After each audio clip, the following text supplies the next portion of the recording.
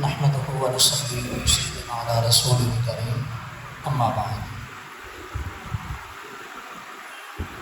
اظہار خیال کے لیے تو مفتی صاحب آئیں گے، بیٹھے بیٹھے چند چیزیں ذہن میں آئی تو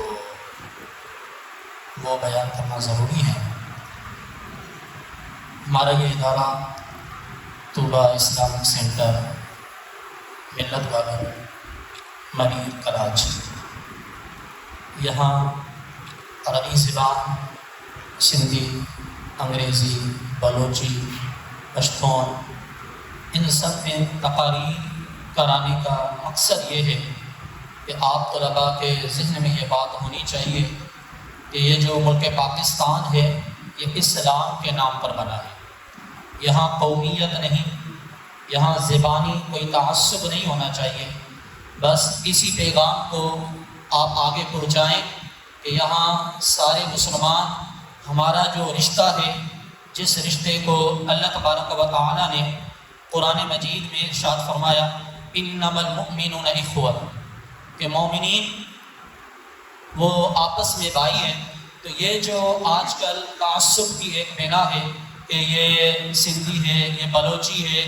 یہ اردو زبان بولنے والا ہے، یہ سرائکی ہے، تو یہ ہمارے اندر نہیں ہونا چاہیے۔ آپ یہ پیغام باقی تک بھی پہنچائیں کہ یہ ملک پاکستان ہم سب کا ہے، یہ مسلمانوں کا ملک ہے، اور ہم کوشش کریں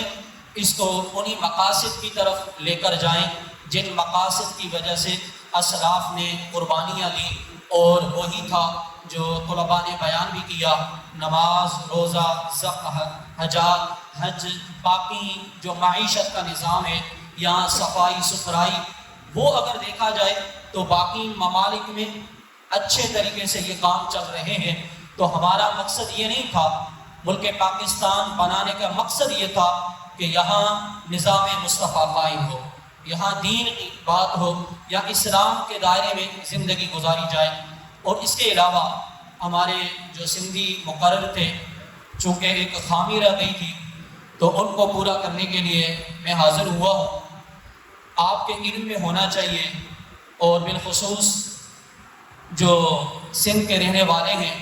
ان کے علم میں تو ضرور یہ بات ہونی چاہیے، جہاں اس ملک پاکستان کی قربانی میں تعلق تمام صوبوں کا ہے اور ملک پاکستان کے ہر کونے سے علماء کا ہے، وہاں سندھ میں بسنے والی ایک ہستی، سندھ میں رہنے والی ایک ہستی جن کے قدم سے آج بھی سندھ سلامت ہے، جن کی گادی جو پیر جگوٹ جامعہ راشدیہ، جن کو پیر پگارا کہا جاتا ہے، آپ کے علم میں ہونا چاہیے، بنا کسی تعصب کی نگاہ سے اگر دیکھا جائے کہ سندھ کے اندر آزادی میں جو کردار ہے وہ پیر صاحب پگارا جو اس وقت کے سید سوریہ بادشاہ تھے، میں سمجھتا ہوں ایسا کردار کسی اور گادی کا نظر نہیں آتا۔ آپ تاریخ اٹھائیں، آپ کے علم میں آئے گا کہ جو حر کہلاتے ہیں ان کی کتنی قربانیاں ہیں۔ تو آپ اس تاریخ کو بھی پڑھا کریں، جہاں باقی علماء اور باقی خانقاہوں کو پڑھا جاتا ہے اور اس کو بیان کیا جاتا ہے، تو بالخصوص یہاں کے رہنے والے اور سندھی زبان یہ تو سب کا ہے، میں نے وہ پہلے ہی بیان کیا، لیکن کم از کم چونکہ خودکا شریف کے کتب اکثر طور پر سندھی زبان میں ہیں تو ان کو آپ پڑھیں، جیاں تمام کے خبر پئے تو سندھ میں جو کردار ہے اور وہ پیر سائیں پاگارے جو کیترو کردار ان میں سائیں سوریہ بادشاہ جن جو یہ نعرو ہوئے وطن یا کفن، آزادی یا موت، یہ نعرو پان سدائی ہیں، تو اساں کے یا تا کفن نہیں کرے تمام اساں کے شہید کرے چھجو،